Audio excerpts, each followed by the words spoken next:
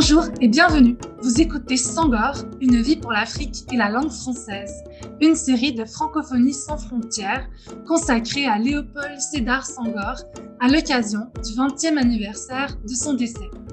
Durant 6 épisodes, nous plongerons dans la riche existence de ce personnage phare de la francophonie, tout à la fois homme de lettres, chef d'État et citoyen engagé.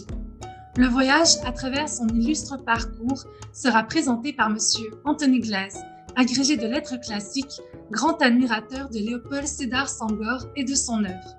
À sa voix viendra se joindre celle de James Osney pour la lecture des extraits de poésie et celle de Jean-Florentin Akbona pour la lecture des citations.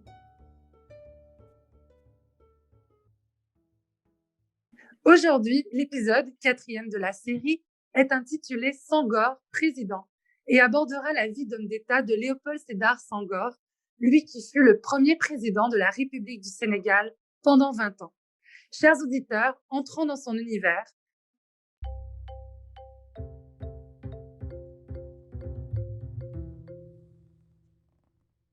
Aujourd'hui, nous sommes le 5 septembre 1960. Encore un jour de fête pour Léopold Sédar Senghor. Il vient d'être élu à la présidence du Sénégal indépendant. Mais avant cette consécration d'une carrière politique active, il lui a fallu se battre, imposer ses vues, prendre des décisions difficiles.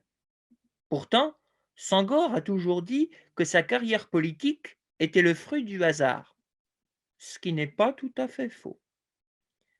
Il nous faut, pour le comprendre, remonter à 1945. Senghor est alors titulaire de la chaire de linguistique à l'École nationale de la France d'outre-mer, qui forme les cadres de l'administration coloniale.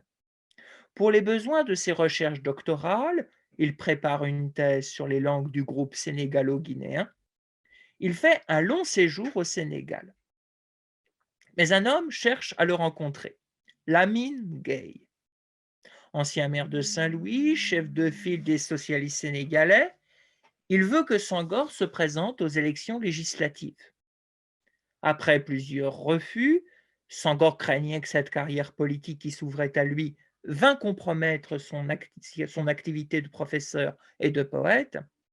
Il accepte néanmoins et se fait élire député socialiste pour le Sénégal et la Mauritanie en 1945.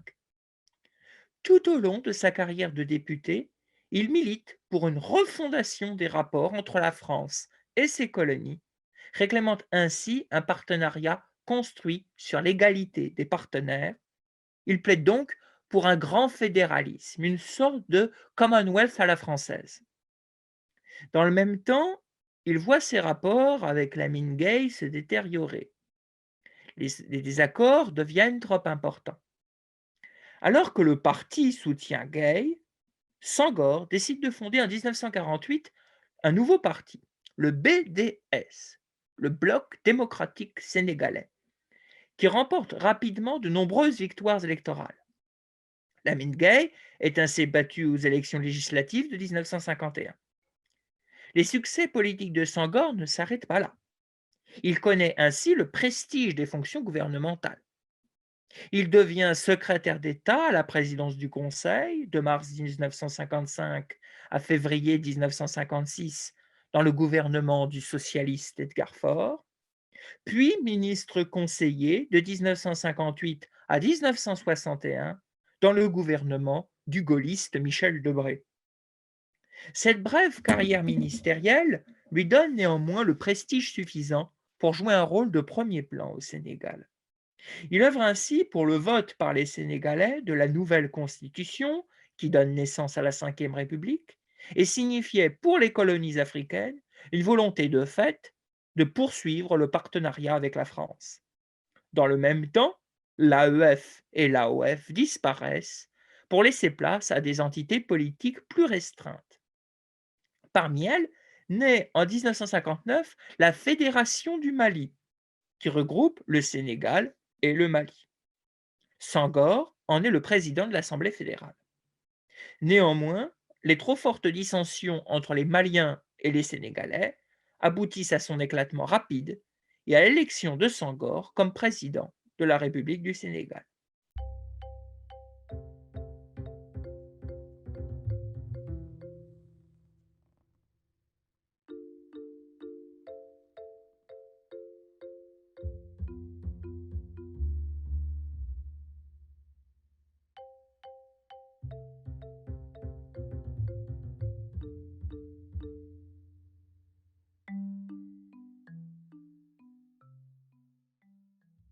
Dans cette tâche, il est secondé par un collaborateur fidèle, qu'il nomme Premier ministre, Mamadou Dia.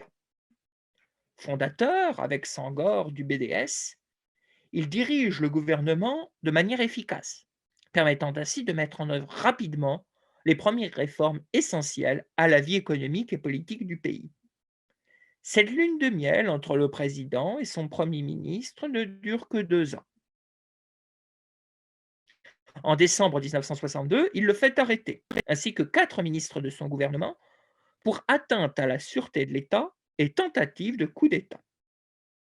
Après un procès expéditif, Mamadou Dia est condamné à la prison à perpétuité, mais il est libéré par grâce présidentielle en 1974, soit 12 ans plus tard. Après cette crise politique, on peut diviser les mandats de Senghor en 2 temps. Jusqu'en 1970, le président supprime le poste de Premier ministre, devient le seul maître à bord, soutenu par le parti unique qui a succédé au BDS, l'UPS, aux Unions progressistes sénégalaises. À partir de 1970, Senghor réintroduit progressivement le multipartisme et nomme un nouveau Premier ministre, son ancien directeur de cabinet, Abdou Diouf, qui lui succédera à la présidence.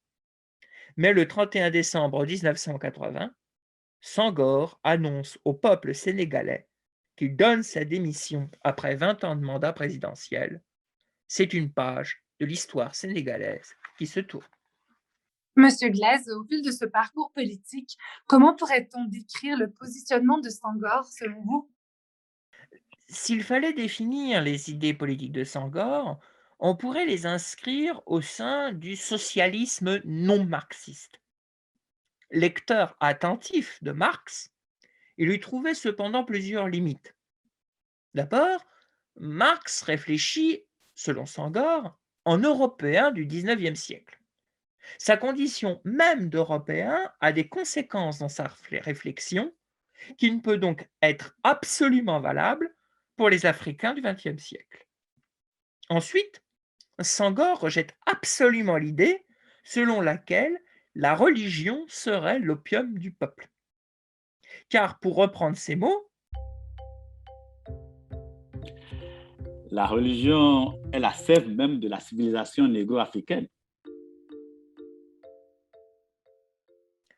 que ce soit l'islam, le christianisme ou l'animisme, la religion occupe une place capitale dans la vie des Africains selon Senghor. Lui-même catholique, dans un pays majoritairement musulman, il pense que faire appel à la religion permet de résoudre certains problèmes sociaux qu'il serait impossible de régler sans elle. C'est donc logiquement qu'il formule son projet lorsqu'il fonde le BDS de la manière suivante. Rester socialiste, c'est retourner aux sources vives du message martien en le repensant en négro-africain de l'Union française.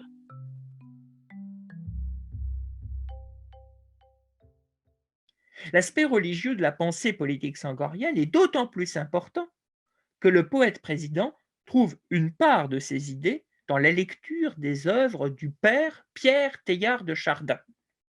Jésuite, paléontologue, ce dernier trouve dans la science de son temps un fondement solide à des conceptions philosophiques et métaphysiques qui pourraient se résumer en une phrase. Matière et esprit sont les deux faces d'une même réalité. Senghor, qui veut rompre avec le matérialisme historique marxiste, trouve donc des applications de ces théories dans le champ politique. Il s'agit d'œuvrer au plus-être spirituel en même temps qu'au bien-être matériel. Pour Senghor, l'un ne va pas sans l'autre. Et si l'on s'attarde à ses réalisations, quelles sont les principales, à votre avis, de son ère? Avant tout, on peut mettre au crédit du binôme Senghor-Dia d'avoir permis une évolution économique rapide du Sénégal grâce à la planification.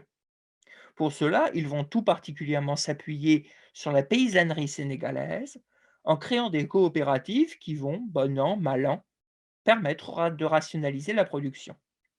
cherchant ainsi à réaliser une voie africaine du socialisme, comme il le disait. Senghor veut néanmoins, tout en réalisant la modernisation et l'organisation rationalisée du pays, assurer son développement culturel et intellectuel. C'est là que réside le cœur de l'action sangorienne. Le poète président se targuera toujours d'avoir consacré un tiers du budget sénégalais aux questions culturelles et éducatives. Cette action prendra plusieurs formes. D'abord, le Sénégal de l'ère Senghor impose le bilinguisme à l'école. Chaque élève devait savoir, outre le français, la langue de sa région d'origine. On peut voir dans cette décision une nette rupture avec la politique linguistique coloniale qui visait à un monopole du français au détriment de toutes les autres langues. Pour Senghor, le plurilinguisme est source d'ouverture et de richesse. Il fallait le favoriser à tout prix. Sur le plan culturel, le Sénégal s'est distingué comme une place importante de la vie culturelle africaine de la deuxième partie du XXe siècle. C'est ainsi qu'en 1966, Senghor initie la première édition du Festival des Arts Nègres. Fidèle à l'idée de négritude, le président cherche à relier tradition et modernité, passé et avenir. Du fond de leurs expériences ancestrales, du fond de leurs expériences plus récentes d'esclaves ou de colonisés, les artistes ont puisé avec une vision neuve du monde, les mots nouveaux qu'ils offraient du nègre nouveau. Ces artistes cherchent ainsi à aider les hommes, tous les hommes, à mieux vivre, d'aider, avant tous les autres, leurs frères noirs.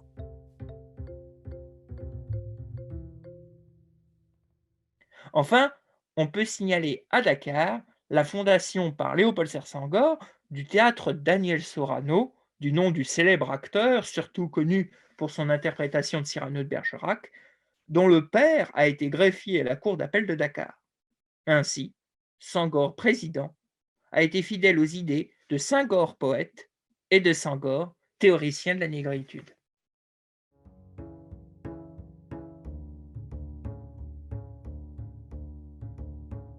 Titre de la série Senghor, une vie pour l'Afrique et la langue française. Titre de l'épisode Senghor, président. Idée originale Anthony Glaise. À la narration Anthony Glaise. Lecture des poèmes et discours James Posney. Lecture des citations Jean-Florentin Agbona. Animation Mélissa Serrano. Musique originale Florent Cheminal. Réalisation Sophie Hamel Dufour.